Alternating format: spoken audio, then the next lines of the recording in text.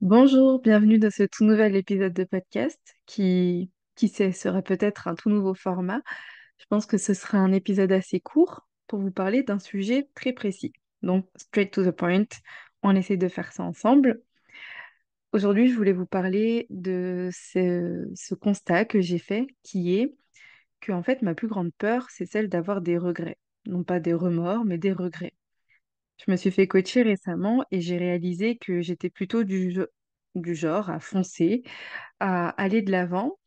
Et on a fait un exercice de coaching qui consiste notamment à aller explorer quels regrets est-ce qu'on pourrait avoir, qu'est-ce qu'on aimerait faire autrement, comment finalement se réaligner pour rester dans cette forme de d'élan, de suivre son cœur, de suivre ce qui est présent pour nous, de suivre son appel finalement.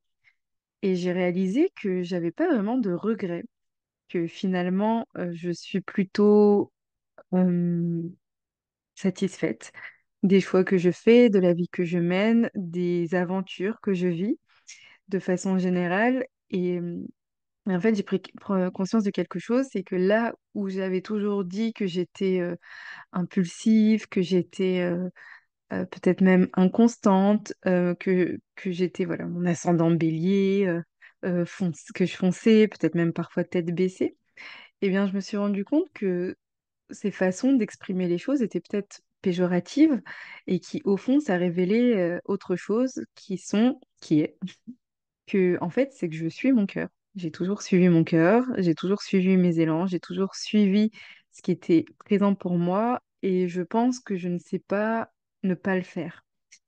Et lorsqu'on a exploré cet exercice, lorsqu'on parlait des regrets, de qu'est-ce que j'aimerais faire autrement, ben voilà, j'ai réalisé que j'avais pas vraiment de regrets jusqu'ici. J'avais peut-être plus peur, non, même pas des remords, mais que en tout cas ma plus grande peur était cette peur de regretter. Et que c'est peut-être aussi pour ça que je décide de vivre cette vie-là. Donc voilà, on me traite parfois d'inconsciente, souvent de perchée. On me canalise, on me catalogue beaucoup comme une personne fonceuse.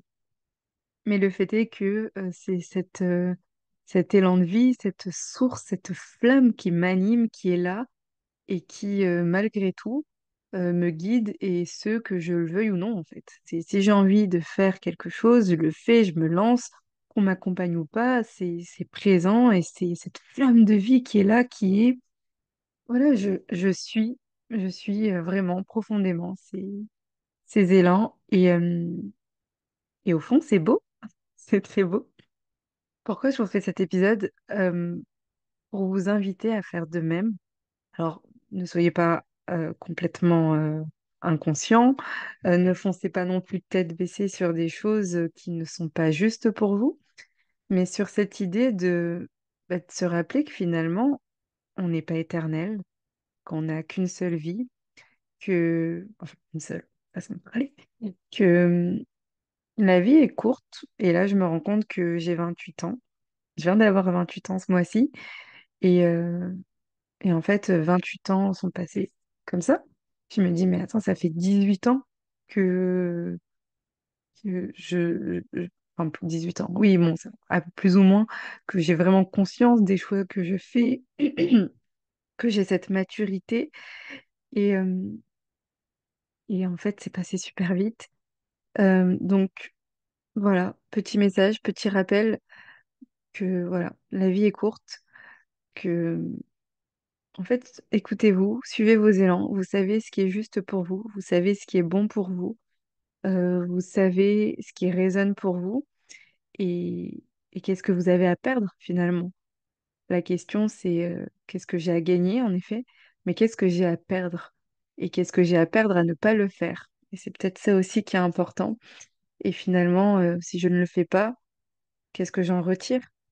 Je me dis, je sais pas, le jour où vous serez sur votre lit de mort, que vous ferez une rétrospective de votre vie, qu'est-ce que vous avez envie de vous dire?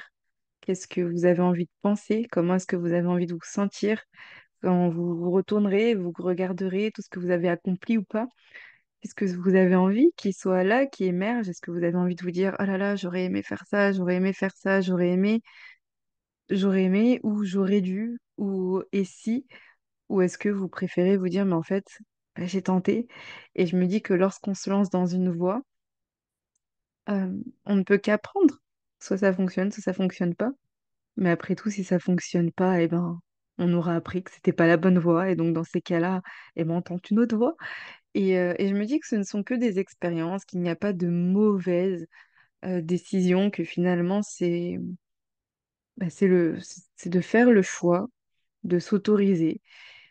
Donc, je ne sais pas ce qui est présent pour vous, je ne sais pas comment vous vivez les choses actuellement, mais j'ai envie de vous demander qu'est-ce qui vibre pour vous, qu'est-ce qui résonne profondément, qu'est-ce que vous avez envie de faire, qu'est-ce qui est là, qui peut-être depuis longtemps ou pas vibre et vous vous dites, mais j'ai envie de faire ça et si, et faites-le. Et bon, faites-le. Lancez-vous et peut-être que c'est de déménager, peut-être que c'est de d'envoyer ce message à cette personne, peut-être que c'est de dire à cette personne que vous l'aimez, peu importe, mais finalement, qu'est-ce que vous avez à gagner à ne pas le faire? Qu'est-ce que vous avez à perdre à ne pas le faire? Qu'est-ce que vous avez gagné à le faire? Qu'est-ce que vous avez à gagner à ne pas le faire? Voilà, essayez de poser ces pour et ces contre et je me dis, mais parfois juste, en fait, quand je regarde et je me dis, il y a beaucoup de décisions que j'ai prises qui étaient sous le coup d'impulsion, qui étaient sous le coup de OK, je me lance et c'était souvent les meilleures décisions. Donc, ne réfléchissez pas trop et surtout écoutez-vous. Et je pense que vous savez ce qui est présent pour vous, vous savez ce qui résonne pour vous, vous le sentez quand c'est juste, vous sentez quand ça vibre, vous sentez ces appels, c'est quand ça vient des tripes, c'est que voilà, c'est plus fort que nous et juste, mais let's go quoi. Euh, voilà, c'était le message du jour. J'espère que ça vous a parlé, j'espère que ça vous a peut-être mis un petit coup de boost, ou peut-être que c'est venu vous bousculer, je ne sais pas. C'était ce que j'avais envie de partager. Je vous souhaite une très belle journée, à bientôt.